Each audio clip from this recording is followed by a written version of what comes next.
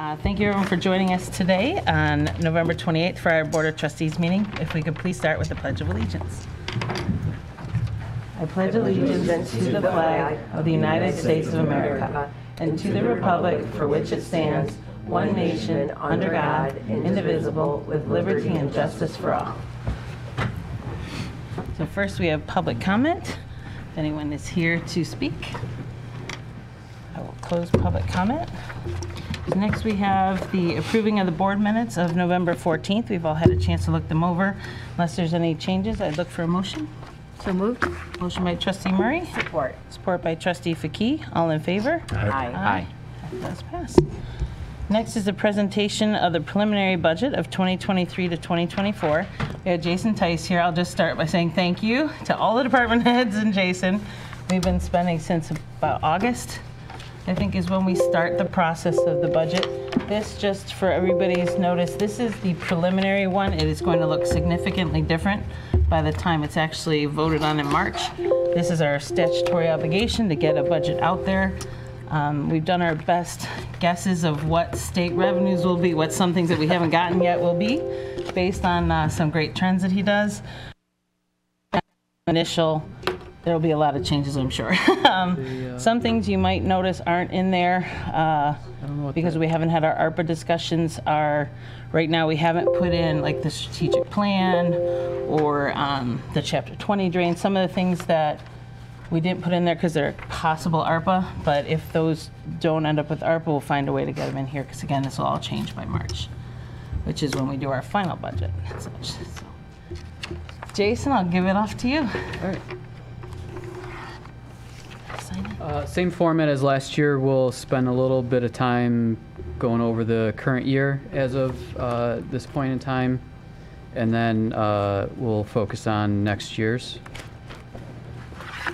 So current year, we're doing really well for a few different reasons, but at this time, it's projected that we may have a surplus of just over $2 million between the general, road, and public safety fund combined after you net the interfund transfers between those. If that stays the course by the end of March, then I would likely recommend that that excess or whatever excess or surplus there is be transferred into the equipment and replacement fund like we've done in some of the more recent years. That being said, that change can, that amount can change dramatically. Some of it's healthcare, some of it's vacant positions or at least vacant through part of the year. Part of it is last year we talked about $600,000 of stormwater projects. Those, for various reasons, the bulk of those costs have now been delayed to next budget year, 23-24. So that's part of the effects on this year, as well as state revenue sharing is coming in higher from sales tax revenue than was projected at the time of approving the budget.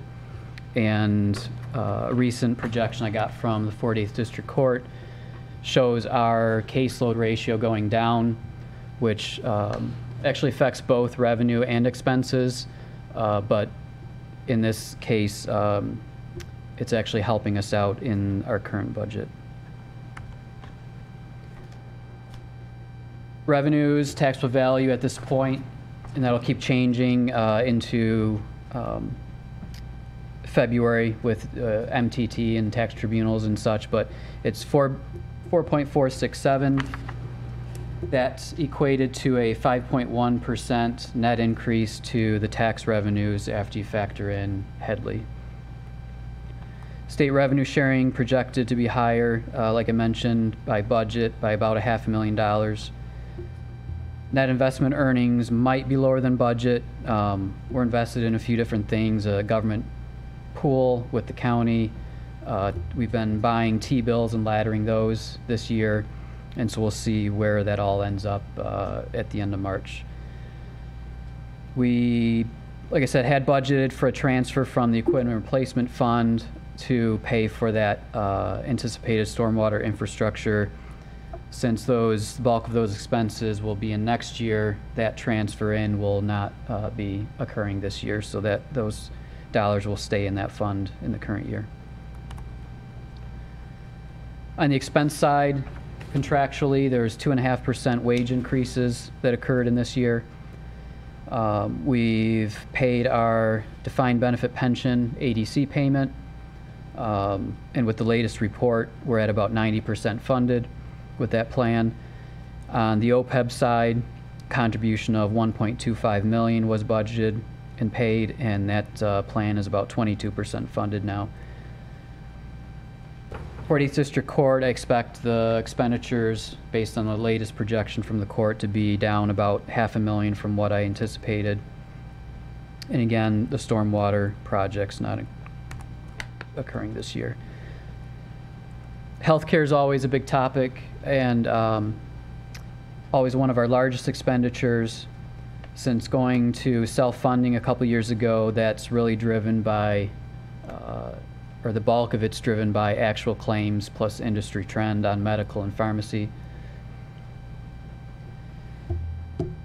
At this point, the forecast on healthcare for our plan is to be about 4% under budget for the current year.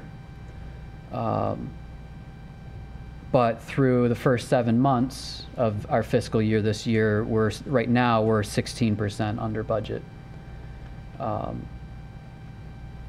I want to be a little conservative at this point because it can sway dramatically from one month to the next.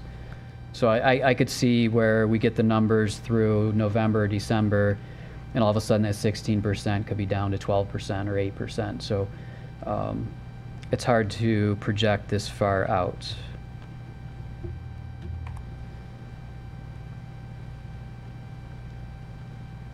This table was in here last year, showing the same 4 columns you see in the preliminary budget. So where did we end up at our March 31, 22 actuals? What did we approve in the budget for the current year? What the forecast is for the current year? And then at this point, a very early preliminary forecast on where we'll be for next year, what we should budget for next year. And then down below, to give you some percentages that go along with those dollar amounts. So, for example, the 2022 actuals of about $8.2 million, that was 4% under what we had budgeted for that year. 2023, before knowing what 2022 was going to really end up at when we adopted the new budget, was budgeted with a 7% increase over what was budgeted in 2022. So you got 2022, 4% under, and then the other one was 7%. So you actually had a like 11% spread between those 2 years. In 24, those numbers, the 9.488 million, has a 3.4% increase over the 2023 budget at this time. And we're just finishing up open enrollment. And then in hopefully early to mid-January, we'll have some solid premium rates, as well as a projection on what we should budget for claims on the self-funding side of it.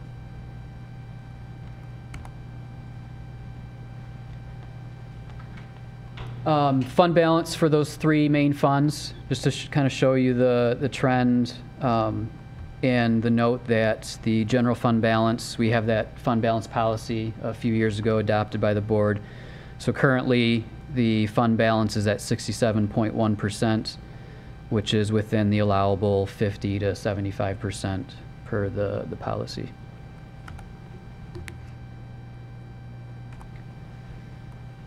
Now looking at next year. Right now, preliminary budget is balanced with about a positive $200,000 across the general, road, and public safety. There's a lot of assumptions yet at this point, including the court and the healthcare.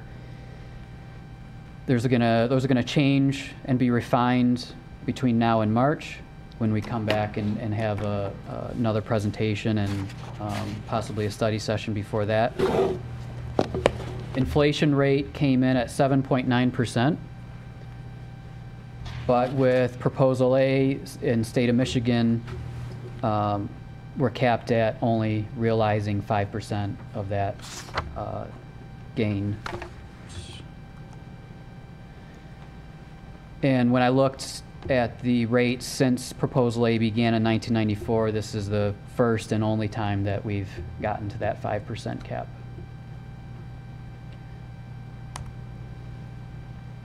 So in revenues, we have taxable value projection going up to 4.75 billion, equating to a 3.4% net increase to tax revenues after Headley rollbacks. So the downside to Headley and Proposal A and this inflation is that the bigger that inflation number, like the 5% that we're going to get, the larger the effect of the rollbacks. So we don't quite get everything you think we're going to get, because we're going to have while we're getting the largest increase on the front side, we're going to have the largest rollback we've ever had.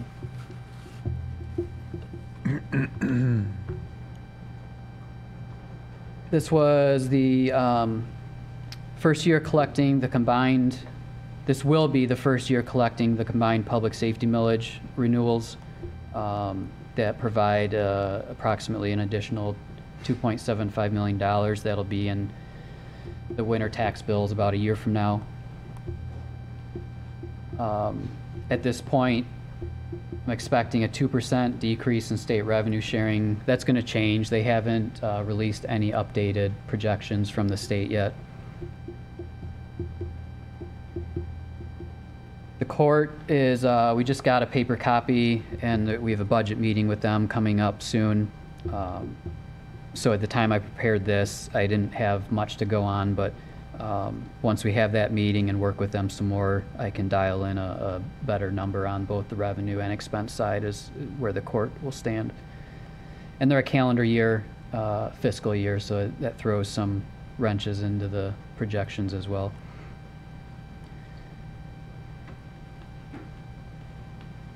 Anticipating an increase to investment earnings from current year now that we have these T-bills laddering out, and as they mature, we've been purchasing more. We have less in the local government investment pool. That one's lagging behind the rates that are being offered. So we're moving the money to where the highest rates are as we find them.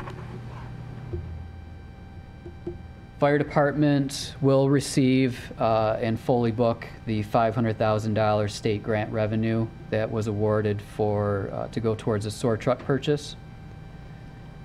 But if you remember, while that was all in the works and being applied for, the estimate came back, or quote, and the truck came in at about $825,000.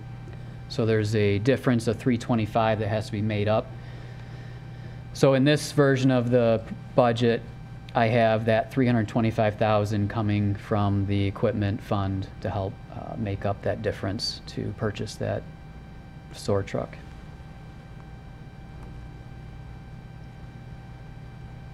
On the expense side, the contracts, there's 2% wage increases in that coming year.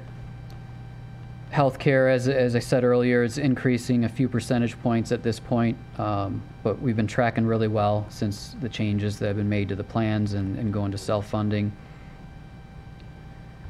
The defined benefit pension ADC payment of about $4.6 million. If you were to look back at the other slide, it was slightly higher. So this will be the first year that I've seen in my time here that ADC payment has actually gone down. So we may have gotten to the peak, and hopefully that trend will continue going down in the future, which will help all the budgets. The OPEB contribution staying with the same $1.25 million. That's been the plan, and that's been approved by the MSB. Recently, fuel costs are starting to come down at the pumps, but at least for this point, I'm assuming they'll stay the same as what we budgeted in the current year. And this will be an extraordinary year for capital outlay. Right now, if you add it all up, it's about $4.7 million just across these three funds.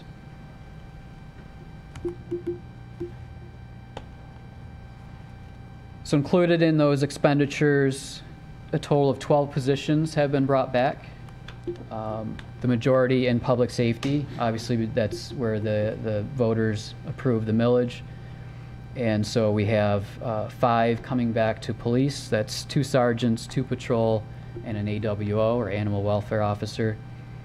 4 to fire, operations officer that hasn't been filled or budgeted in a while, as well as 3 unit firefighter / EMS personnel.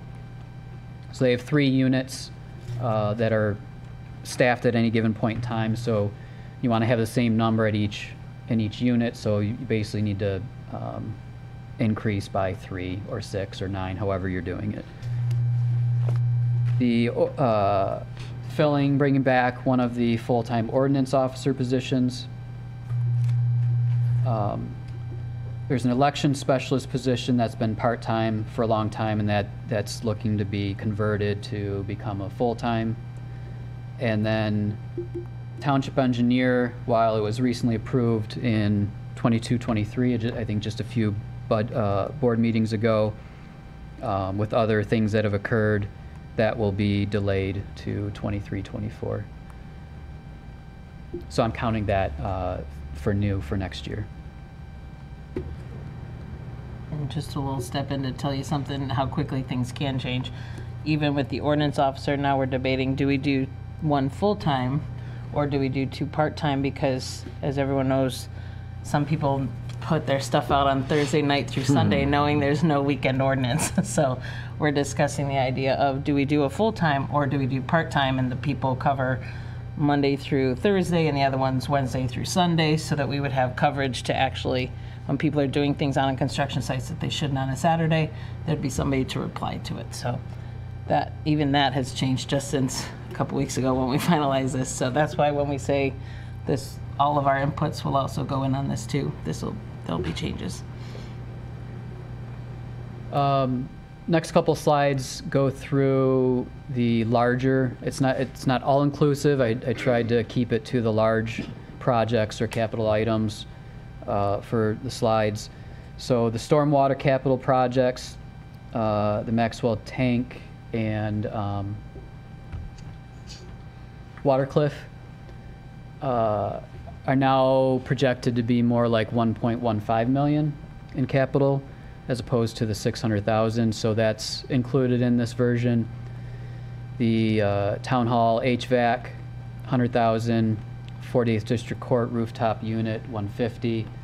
So just as a reminder, there's certain things with the court that we as the landlord are responsible for, which are most of the infrastructure and outside type things on the walls and ceilings, infrastructure, as opposed to if they want to renovate a bathroom or room interior, that would then fall on the court to fund. The lightning protection, years ago, there was an assessment done and some work done on all the buildings, but not everything was completed. So I think they're calling this maybe phase 2 of lightning protection on a few buildings.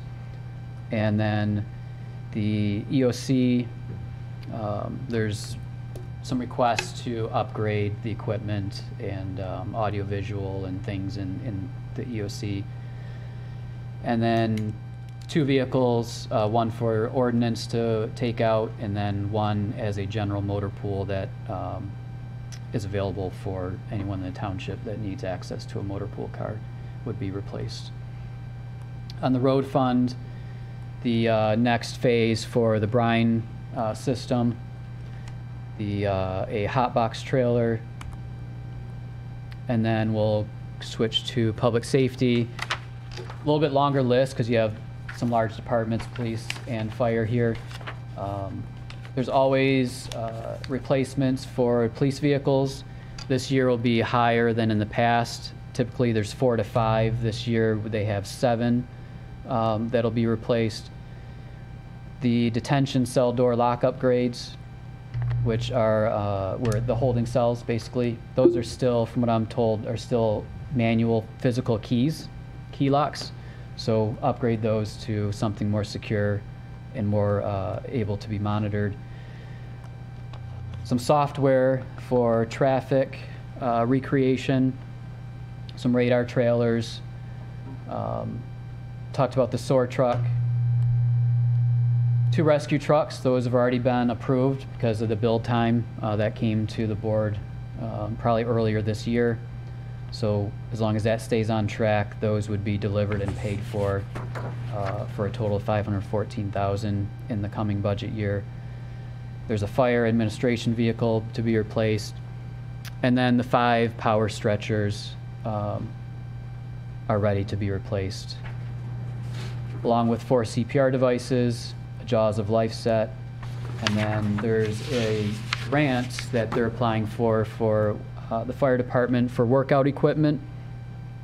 So the cost would be $53,000, but they would get a grant of $47,000. And if the grant doesn't get approved, then they wouldn't move forward with that purchase. So some of the things that are still kind of hanging out there that we need to button down over the next few months. Property taxes will continue to change those projections as we move forward. State revenue sharing as the state releases updates. The 48th District Court revenues and expenses aren't finalized. And then, of course, ARPA on both sides. I know there's a scheduled session for the board to discuss more. So at this point, I have 0 ARPA dollars in revenue as well as in expense, because there's nothing for me to base any of that on yet at this point. Down below with the bullet points, those are potential projects that I believe are planned to be done in the 23-24 year. It's just there's no solid quotes or estimates as to what those could be. So, you know, I don't know what dollar amount to plan for at this point, and we're going to want to get those figured out by February. So the Chapter 20 drain study, a strategic plan for the township as a whole, document management solution for the township, and then there's some scanning to be done for central storage to get rid of some of the files there. All of those would entail hiring somebody from the outside, a consultant or a contractor, or possibly both, to get those completed. And then lastly, right now the only use of the equipment replacement fund I have included is the $325,000 gap for the SOAR truck for fire. But the 4 bullet points above that, I think, could add up to well into 6 figures, if not 7 figures. So as those get quoted, I think we're going to have to pull something from the equipment replacement fund at that point. Just to give you an idea of some of these costs, and that's why we didn't want to put them in if they are ending up on ARPA, because they would have thrown quite a bit out of the budget. Like a strategic plan could be likely over $100,000, but the document storage, we did get some on the, that's a 2-phase project, where first you have to get the person who helps you create the infrastructure versus the person who really scans. And we did, thanks to Tom's project for his master's, get some bids, and those ranged, what, how many hundreds of thousands? 200 to 300,000. So 200 to 300,000 just to create the infrastructure. Then the central storage scanning would be, once you show people where to put all these documents, to scan them. Some were a 3-year project, some were 10 years, but they were, it was what, 300 to 700,000? Something like that. So these are large, significant ones that could throw off everything else. So if they aren't in ARPA, that's fine. Then we will figure out things. But we also didn't want to, before we know what these other finals are, throw them in there, because those are, one of those could basically throw off the whole budget right away. So those are ones that we know we need. We just don't know how we're going to do it yet, and we'll find the right way once we all work together on those. Those are some big ones. That's it from me. Any questions?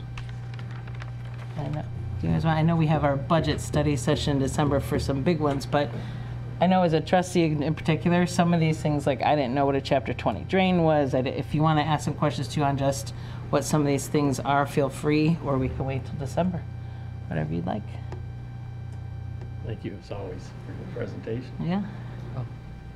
So I guess probably an easy question, not a big one, but you've got two vehicles. So one is, I guess, new, one is a replacement. I believe they're both replacements. Oh, okay, so then that's like the upfront purchase, and we would purchase them. And then on the other side of your balance sheet, the cars would get resold or goes back into through your Some pool are system. new. Some are new because there's new positions. Well, I think you're talking about, since you said two, I assumed you meant the two general fund, the motor pool and ordinance. You said there was one to be replaced and one for the new ordinance officer. So I didn't know if that was one replaced, one new, or two, but whatever. So those specifically are both replacements. And so then depending on, motor pool manages mileage and resale value, and if there's a spot to where like a low use that they can move it to a different department, they assess all that and determine if it should be sold or moved or what. So the 90,000 for two vehicles is basically the purchase of roughly That's the purchase price, yeah. 245,000. Yep. So it's, okay, so that's where that's coming from. And then if the end use is to sell them, then that would be on the other side of the balance sheet. That'd be a revenue, yep. Revenue, And I okay. typically don't budget for those. It's hard to say when something's going to be sold and for how much, but we Right. do pretty well. Right, okay, thank you. There will be some new vehicles because with the new traffic patrol coming back and some of these new officers, those would need new, where they would now be a new line item on our fleet. Well, sure. So I did just have one thing that popped out at me, and I don't know if you want to wait until December for this, but under elections for the miscellaneous expenses, we had for this year 1,147 roughly, but then we're projecting 10,000 for the coming budget. So I was just wondering why you think it'll be so much more. And I let the gentlemen handle their own department, so I have no, Gotcha. I wouldn't want the expert, I want the experts talking. So here's your expert elections man. So, just so I'm clear, you're looking at the fees for service? No, it says a miscellaneous expense under the election. Here, let me see what page it is on this. And we're heading For into extra basically a training. non-election. At the end, when we were Right. done. So I think it's page, oh, well, you, Oh, hang on, let me put my glasses on. I brought these out for a reason. Oh my goodness, it looks so much more clear. it's towards the bottom. It's Count activity number 956? 956, yeah. Oh, there it is. So 956 miscellaneous expense on elections, or no, you're Yes, saying clerks? Under elections, yep. Because that's 1,000. No, under elections, not clerk. I'm looking at under elections. Wait a minute. Is it the, I don't have it in front of me, is it the far right column? Yeah, it's Okay. the far right Nothing's column. coming to mind. Right, so we did adjust the fee for service, Oh, at our okay, last so- meeting, so the, which is 809 to So actually, $10,000. to answer your question, the far right says 1,000 for 2024 Right. preliminary budget, but then for the 2023 amended budget, it says 10,000, and then for the estimated, it says 7,500. Okay, that Right. makes more sense. Right, So, okay. it goes up in the election year. So it went Oh, up to okay. 10,000. Got It's it. likely to be more like 7,500. Now next year it'll go back down to 1. Yes, there won't be much of anything next year, election-wise, Right. right? Well, right, so we don't know for sure, but just so we're clear, the 10,000 was last year's budget. We're on track to spend about 7,500. And that covers all sorts of things that we just, unanticipated expenses, unanticipated printing, unanticipated other kinds of things that come up because we're running the election. And in this coming year, we're not planning on election. However, there may be one. Stay tuned, maybe in the middle of December, one of our school districts may decide to put an item on the May ballot. But that would come from their budget, not. It would. They fully reimburse us, correct? As long as there's nothing from the township, they would fully reimburse us for that. That's So what- there'd be an in and out, these numbers would change. And So when we combined ours, we took away the extra cost that a township would pay, but the school district still needs to possibly have one, but then we wouldn't pay for any of that. Okay, they'll be responsible, great. It's just a Thank you. pass-through. So what we're talking about, I might as well highlight another area above where Danny and I were talking about the $10,000. So it's in the fee-for-service section above that, under 809. So last year, we had budgeted $115,000, but we have spent $85,000 so far, and that's I think is pretty much including what we've spent for November. Yeah, it would. So fee-for-service is all of the election workers that come in and assist us, and we did a good job at managing that time and training. But you might notice that in an off year last year, we put in like $100, I mean $90. We're putting in $10,000 for this coming year. The plan is to spend off election year time to increase the amount of training, to keep it fresh during an off year for both my staff and for the fee-for-service folks that come in. So that's why that might be a little bit higher than usual, but. Any other questions? All right. Thank you, Jason. Okay. All right, and then I believe we're having in February, we'll have our budget study session, so. Right, as December is the study session for ARPA. So we're having, first we want the ARPA in case anything is figured out in December, January, and we do decide on anything, then we know how that will be spent so we can better affect questions during the budget, the general fund and the others. Yeah, I don't think we still haven't come up with that February meeting date yet. I know we were kicking that one around. Yeah. Somebody's making it complicated. Somebody travels a lot. I want your life. But yeah, so we'll have the December 7th ARPA study session and then a February budget one, which will also give time for everybody to ask questions. The department heads are willing to answer any questions you have too if you want to learn more about some of these things. They'll just give people more time. All right, thank you. I'm still here. You don't want to go. All right. Next, we have consider the. Oh, do we have to actually vote to accept the preliminary budget? I don't believe No. so. Okay. Right. No. It's nothing formal. I think it's just present. Okay. No. Next, we have consider the resolution to comply with provisions of Public Act 152 of 2011. This should be pretty quick. I'll just go through same things we went through last year. There's a few different options, a hard cap, 80/20, and certain entities can opt out. Each year, State of Michigan releases the hard cap amount to be applied for single and family plans if that's the, for those that elect that version. They say it's increased each year, indexed for inflation. In parentheses, not really, because when I looked at what they increased it for 2023, it increased a whopping 1.3%, which just boggles my mind when inflation is 7.9 and healthcare by itself in a normal year is not 1% a year. But doesn't really affect us because we opt out. If that were elected for 2022, the amounts paid by an employee per paycheck would have been about $102 for single per pay and almost $350 per pay for a family. Under 80/20, there's no indexing. It's just that the employer is limited to a total cost of 80% and the employees are responsible for the other 20. Under that election, for 2022 would have been about $80 single and $235 family. Township has elected to opt out every year since it was enacted in 2011. The township instead chose to collectively bargain through the contracts and look at all aspects of the plan as a whole, not just what is the premium. In the contracts, the current 2023 cost share per paycheck is $25 and $50. And if the township were to not opt out, just a reminder that the union contracts contain language that if the board decides to not opt out, you would have to make all enrolled employees whole for the increased cost share caused by that PA 152 election. So we have questions for Jason on this?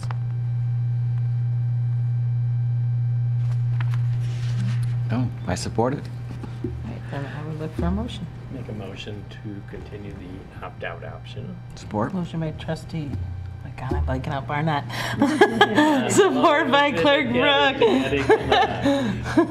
Support. Right? I mean, you've only been here the senior member, or the elder. Oh, sorry. So trustee Barnett. I'm digging the hole bigger, that's the problem. And then trustee Vicky support, or no, sorry, Clerk Brooke supporting. All in favor? Aye. All opposed? That does pass. It threw me off. I almost called Thanks. you Chris Barnett. That's why. Cousin Chris. He's a good guy, though. Yes, he is. Next, we'll consider dump body replacement contract award, and today we have Katie Fatherby, who's our deputy director. Our public works manager. So tonight I am looking for approval for the replacement of a dump body for our road department truck. It's one of our plow trucks.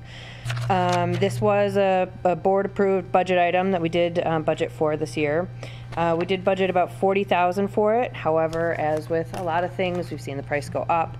And so when we did get it, when the cost actually came in, it did come in at $42,000, just over $42,000. This vehicle is a 2008 Volvo plow truck. It's relatively low miles. It still has a lot of life left in it. And so it is kind of our normal procedure to replace the dump bodies, which gives us an extra 5 to 7 years out of the truck,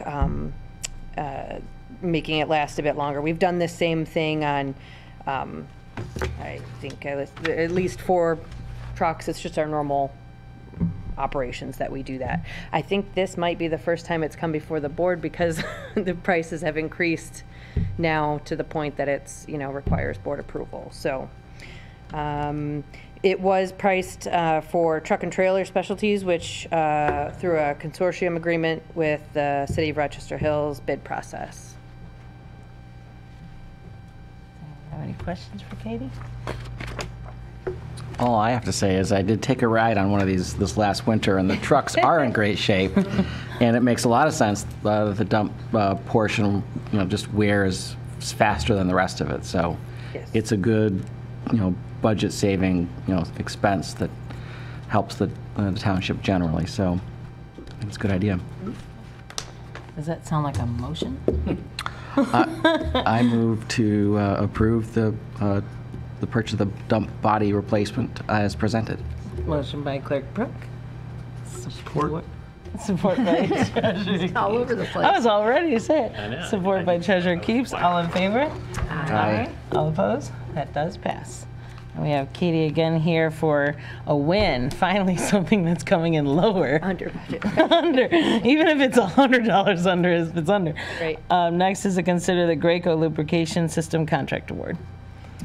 So the Graco lubrication system it's referring to is actually in our motor pool we have the bulk fluid system. So all the motor oil, hydraulic fluid, transmission fluid, those things we buy in bulk. They're kept in large tanks, and as they're dispensed by the mechanics, it does keep track of how much is being used on the repairs.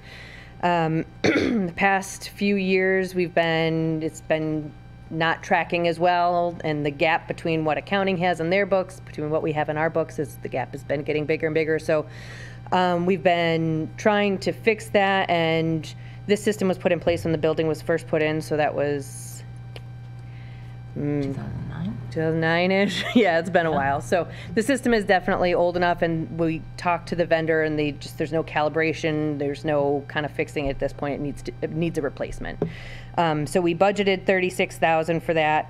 It did come in under. It came in at $30,000, and we did go through another cooperative consortium agreement, Sourcewell Purchasing, for that contract amount. And so Katie was funny. She said, so do we still want to come to the board because it's under? I said, just to say we got to win. Let's have one thing come to the board that is not over budget. So, yes. I would make a motion to approve the Graco lubrication system contract. Support. Motion by Trustee Murray, support by Trustee Barnett. All in favor? Aye. Aye. All opposed? Great. Great. Thank you. Thank you. Next, we have our payroll and vouchers. We've all had a chance for November 28th. We've all had a chance to look them over. If there are no questions, I'd look for a motion. So moved. Moved by Treasurer Keeps, Support. support by Trustee Murray. All in favor? Aye. And Martin's favorite. And our last one, I move we adjourn. motion by Clerk Brooke, Support. support by Trustee Fatigue. All in favor? Aye. All opposed? That does pass. Thank you, everybody. Have a great 2 weeks.